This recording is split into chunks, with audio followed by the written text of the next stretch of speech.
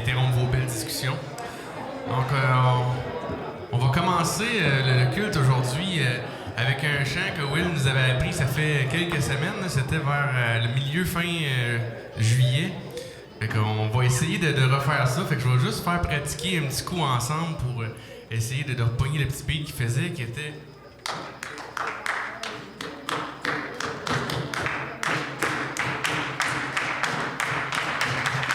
C'est bon, c'est good. Fait que là, on va repartir tout ça, tout le monde ensemble. On va faire la chanson «L'Éternel est mon berger».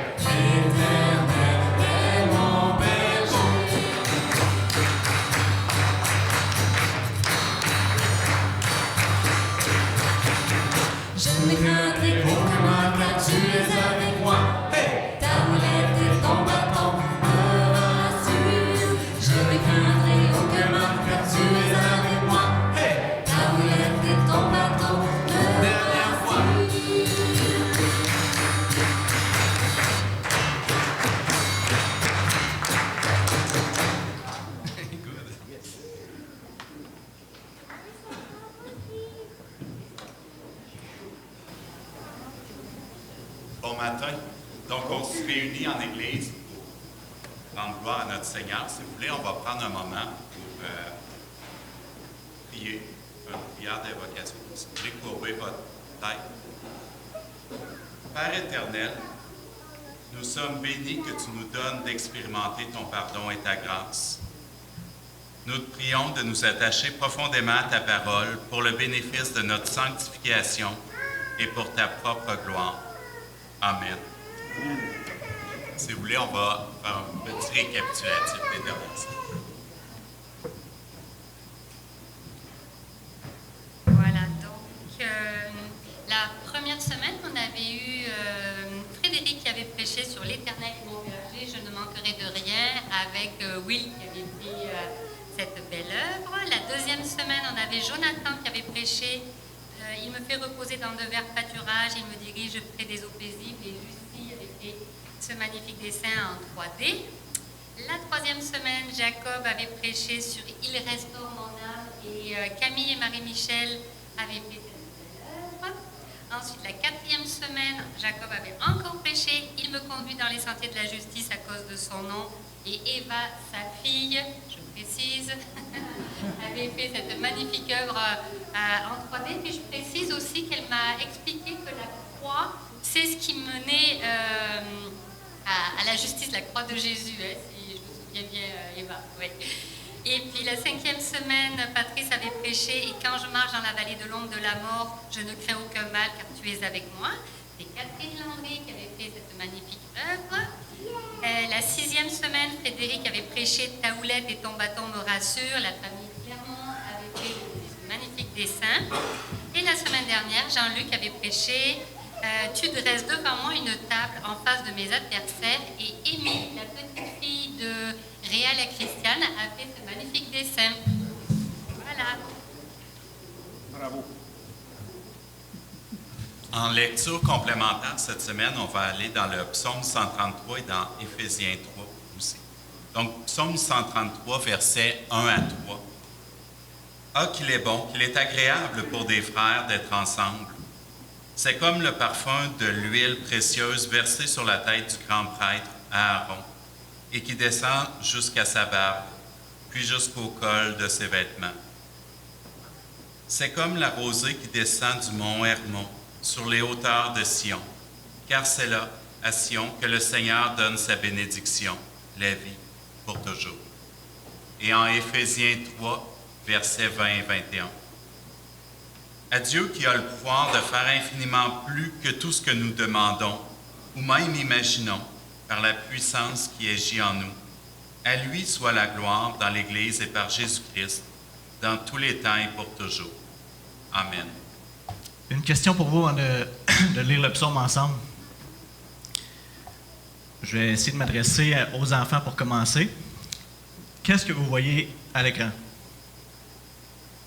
Je commence simple.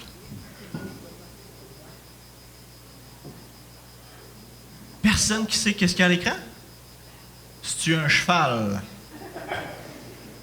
Non. Personne ne veut m'aider? Un roi. Merci. Mais maintenant, on ne sait pas le roi de quoi. Disons que c'est le roi de France. Comme dans le temps où il y avait la monarchie, puis vraiment, c'est lui qui... Tout ce qu'il y avait en France, lui, c'est lui qui l'avait. Il obtenait toutes les ressources du pays et pouvait en faire ce qu'il voulait. Par contre, est-ce que le roi de France pouvait disposer des ressources comme il voulait de la Chine, par exemple? Non. Non. Est-ce qu'il pouvait prendre ce qui appartenait au Canada et les donner aux gens qui aimaient de son pays? Non. Donc, il était le roi. On s'entend qu'il y avait une grande abondance à sa disposition, qui pouvait bénir grandement les gens qui aimaient, mais il n'était pas illimité en ressources. Maintenant, on va garder cette image-là, puis je vais revenir plus tard. On se rappelle, on est dans le psaume 23, et je vais prendre le temps de le lire au complet pour, vu que c'est un psaume qui est court, puis qui est tellement riche, pour plonger dans notre verset où on est rendu. Donc, cantique de David, « L'Éternel est mon berger. Je ne manquerai de rien. Il me fait reposer dans de verts pâturages. Il me dirige près des eaux paisibles. Il restaure mon âme. Il me conduit dans les sentiers de la justice, à cause de son nom. Quand je marche dans la vallée de l'ombre de la mort, je ne crains aucun mal, car tu es avec moi. Ta houlette et ton bâton me rassurent. Tu dresses devant moi une table en face de mes adversaires. Tu oins d'huile ma tête et ma coupe déborde. Oui, le bonheur et la grâce m'accompagneront tous les jours de ma vie, et j'habiterai dans la maison de l'Éternel jusqu'à la fin de mes jours. On va juste prendre un court temps de prière ensemble. Seigneur, on est rassemblés en ton nom ce matin pour entendre ta parole, pour être émerveillés de qui tu es, se rappeler tes bontés, ta grâce. On te prie de magnifier ton Fils Jésus dans nos cœurs et de nous donner de bien comprendre ce qu'on va lire, ce qu'on va voir et de l'appliquer dans nos vies. pour ta plus grande gloire. Amen. Donc, ce matin, on est rendu à la deuxième partie du verset 5. Donc, on se rappelle, comme Jean-Luc l'avait si bien mentionné, qu'il avait dressé la table mis la table pour les prochains. Donc, une chose très importante de remarquer, vous voyez le point-virgule après adversaire. Ça c'est quelque chose de très important qui nous mentionne au lecteur qu'on est encore dans la même phrase. Donc, on est toujours sur une table, à la table, en face de nos adversaires. Donc, le contexte est le même pour ce matin. Et je vous propose aussi que le verset 6 nous indique de quel type d'abondance dans laquelle on est. Parce que oui, on peut parler d'une abondance matérielle, mais puisque David exprime ou explique le verset 5 au verset 6 en disant « Oui, tu vois induire ma tête et ma coupe déborde. Oui, le bonheur et la grâce m'accompagneront tous les jours de ma vie et je serai dans la maison de l'Éternel tous les jours de ma vie. » On parle vraiment d'une intimité avec Dieu, de connaître Dieu et au niveau spirituel, une richesse, une abondance spirituelle. Et il y a quand même une image de table, de festin. Et je vais encore poser une question. Et j'aimerais les enfants cette fois-là que vous m'aidiez, réfléchissez pas à des choses compliquées. Quelqu'un vous invite à manger. Manger, c'est le fun. Vous invite à manger. Vous êtes assis à la table. Puis, cette personne-là vient et elle verse de l'huile sur votre tête. Est-ce que vous seriez content de ça? Non, merci. Non, ça paraît bizarre, ça semble étrange, ça peut être désagréable. OK, maintenant, cette même personne-là vient, elle te servir un verre, puis elle remplit ton verre d'eau ou de jus tellement proche du bord que ça déborde un petit peu, puis il y en a à l'extérieur. Est-ce que vous seriez content? C'est un peu étrange, c'est désagréable. Hein? Pourtant, dans le contexte qu'on lit là, à l'époque de David puis à l'endroit où il vivait, quand on recevait des invités chez nous, puis qu'on versait de l'huile sur la tête, ça symbolisait une grande marque d'honneur, d'amour et de respect. On peut penser à l'histoire de la femme qui a versé de l'huile sur la tête de Jésus. Elle avait reconnu la valeur de la personne de Jésus. Donc, elle a voulu démontrer son honneur, un amour et un respect envers lui. Elle l'a exprimé en versant de l'huile sur sa tête. C'est le même principe ici. Et le fait de verser, soit habituellement c'est du vin, je parlais aux enfants alors j'ai mis de l'eau ou du jus, jusqu'à rebord, la coupe tellement proche, on veut s'assurer qu'elle soit pleine, que des fois même ça débordait. C'était pour mentionner à la personne qui était dans notre maison, tant et aussi longtemps que tu es avec nous dans la maison, tu vas être béni, tu vas avoir accès à l'abondance en toutes choses. Donc, en bon québécois, tu serais traité comme un roi. Puis, oui, c'est ça. Donc, il serait traité comme un roi dans la maison de la personne tant qu'il serait avec eux. Maintenant, si on revient au verset. Une autre chose que je veux faire, on observe ce matin. Je vais remarquer quelque chose d'important. Jean-Luc l'a mentionné, mais je veux revenir. C'est qui est-ce qui fait ces actions-là? De oindre la tête et de faire déborder la coupe. C'est qui le tu dont David parle? Dieu. C'est Dieu. C'est l'Éternel. C'est Dieu lui-même qui non seulement dresse une table, nous sert, mais nous apporte ce que je viens de mentionner, signe d'approbation, respect, honneur à nous, là, dans le contexte à David, à nous, et qui nous bénit en abondance tant qu'on est avec lui. Ça, c'est extraordinaire, mais comment est-ce que ça se peut? Comment ça se fait que Dieu nous traite ainsi, de cette manière-là? Une chose qu'on va voir, c'est l'emplacement stratégique du psaume. Donc, on sait que notre psaume, c'est l'Éternel, c'est le psaume du bon berger. Et juste avant, on a le psaume 22, qui est un psaume qui pointe vers les souffrances et la mort de Jésus à la croix. Où ce que Jésus, par son esprit, s'exprime au travers de David. Mon Dieu, pourquoi m'as-tu abandonné? Et qu'il faut qu'on se rappelle que si nous, on peut avoir accès à la coupe de bénédiction de la part de Dieu, c'est parce que Jésus, son Fils, a dû boire la coupe de la colère, qui elle aussi débordait. Et donc, après avoir payé le prix de notre condamnation à nous, au psaume 24, On lit « Qui pourra accéder au monde de l'Éternel? Qui pourra se tenir dans sa demeure sainte? » Et la seule réponse, on le sait tous, c'est Christ. C'est le seul qui a eu une vie parfaite, qui était sans tache et sans péché, qui a pu, après avoir payé pour nos péchés, qui est ressuscité, revenu à la vie et entré une fois pour toutes dans la présence glorieuse de Dieu. C'est lui qui est entré. Et c'est sur lui que Dieu déverse son amour, l'honneur, le respect et l'abondance. Et si nous, on veut s'approprier les bénédictions du psaume 23, où est-ce qu'on est rendu à l'abondance spirituelle, eh bien, on doit être unis à Jésus. On doit être ses brebis.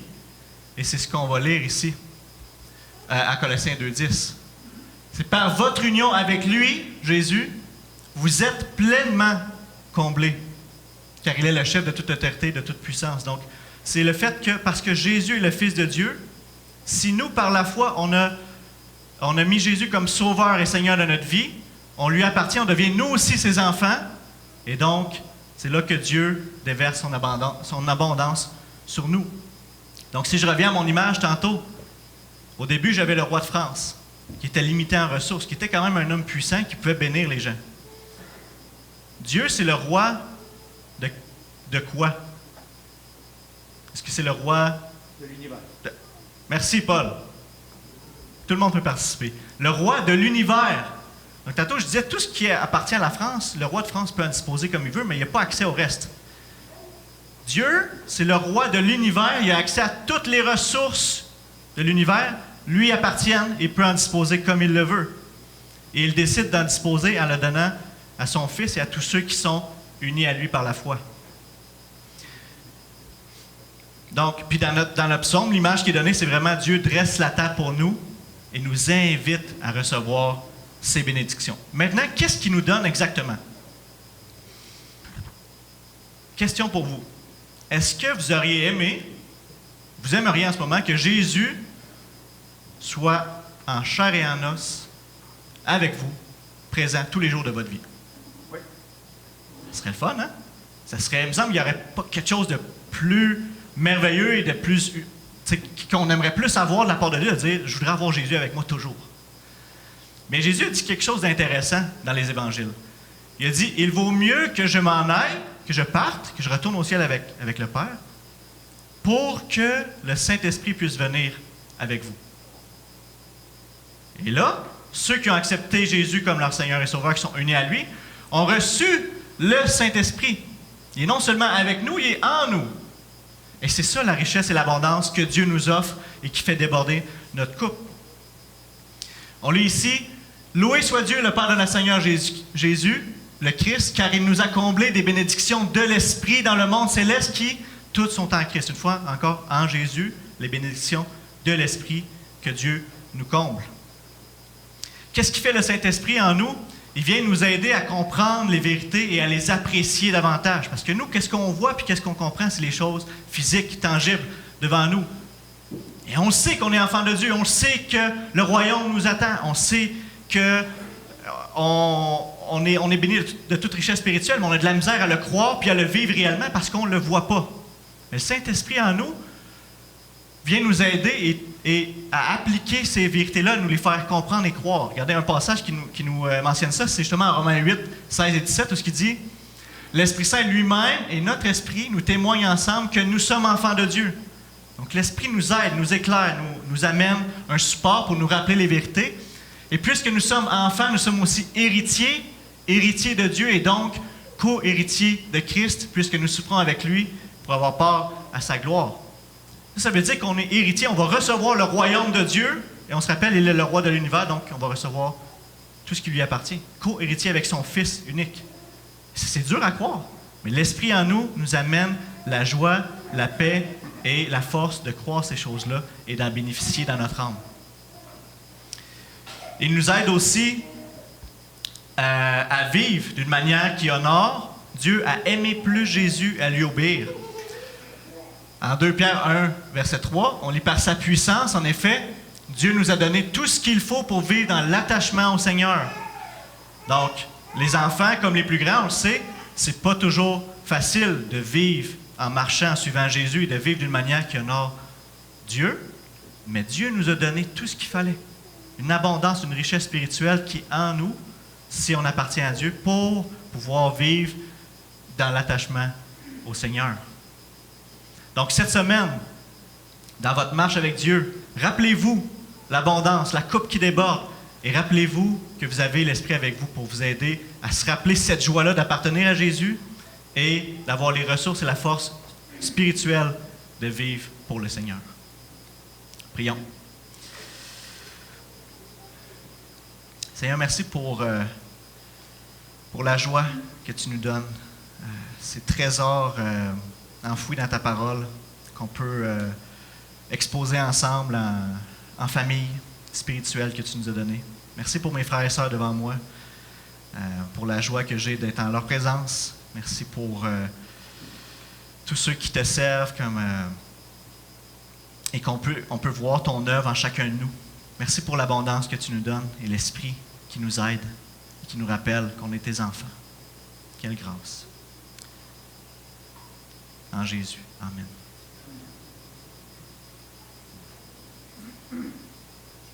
J'inviterai maintenant Chania et Pierre-Olivier pour nous conduire dans la mémorisation des versets.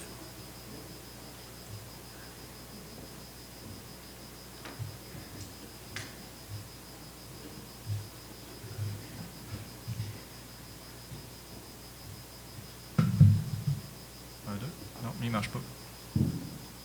Bon, si on peut en avoir deux, ça peut être bien. Oui, OK.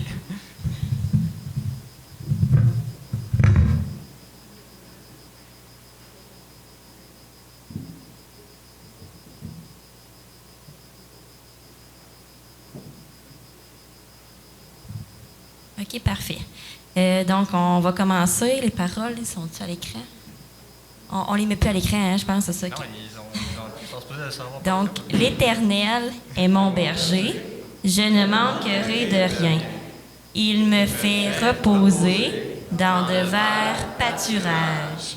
Il me dirige près des eaux paisibles. Il me conduit dans les sentiers. Il restaure mon âme. Il me restaure mon âme avant. Il me conduit dans les sentiers de la justice à cause de son nom. Quand je marche dans la vallée de l'ombre de la mort, je ne crains aucun mal, car tu es avec moi. Ta houlette et ton bâton me rassurent. Tu dresses devant moi une table en face de mes adversaires. Tu oins d'huile ma tête et ma coupe déborde. Oui, le bonheur et la grâce m'accompagneront tous les jours de ma vie, et j'habiterai dans la maison de l'Éternel jusqu'à la fin de mes jours. On peut le refaire une autre fois. Il y en a qui peuvent se lever aussi, là, si vous voulez. Là, ça ne nous dérange pas du tout. L'Éternel est mon berger, je ne manquerai de rien. Il me fait reposer dans de verts pâturages. Il me dirige près des eaux paisibles. Il restaure mon âme. Il me conduit dans les sentiers de la justice à cause de son nom. Quand je marche dans la vallée de l'ombre de la mort, je ne crains aucun mal, car tu es avec moi. Ta houlette et ton bâton me rassurent. Tu dresses devant moi une table en face de mes adversaires. Tu oins d'huile ma tête et ma coupe déborde. Oui, le bonheur et la grâce m'accompagneront tous les jours de ma vie, et j'habiterai dans la maison de l'Éternel jusqu'à la fin de mes jours.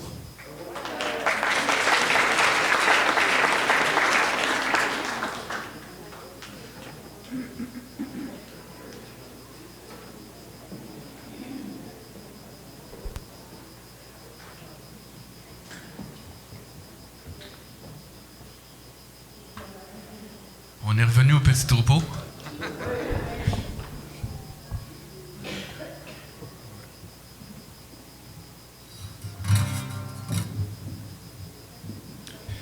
Donc, on peut se lever si vous voulez. Oh, ouais, petit troupeau. Oh, ouais, écoute la voix de ton maître. Oh, ouais, petit troupeau. Oh, ouais, Suis sa voix, c'est commandement. Car ton Père, je t'aime, il t'aime le temps. Oui, il sait ce qui est bon pour toi. Oh, ouais, petit troupeau. Oh, ouais, suis sa voix, c'est commandement. Oh, ouais, petit troupeau. Oh, ouais, écoute la voix de ton maître. Oh, ouais, petit troupeau. Oh, ouais, suis sa voix, c'est commandement. Car ton Père, je t'aime, il te conduira, il te guidera, il te protégera. Oh, ouais, petit troupeau. Oh, ouais, suis sa voix, c'est commandement. Bonne semaine tout le monde, soyez bénis. Puis pour finir, je vous envoie avec Hébreux 13, 20, 21. Que le Dieu de paix, qui a ramené d'entre les morts le grand pasteur des brebis, par le sang d'une alliance éternelle, notre Seigneur Jésus, vous rende capable de toute bonne œuvre pour l'accomplissement de sa volonté, et fasse en vous ce qui lui est agréable par Jésus-Christ, auquel soit la gloire au siècle des siècles. Amen.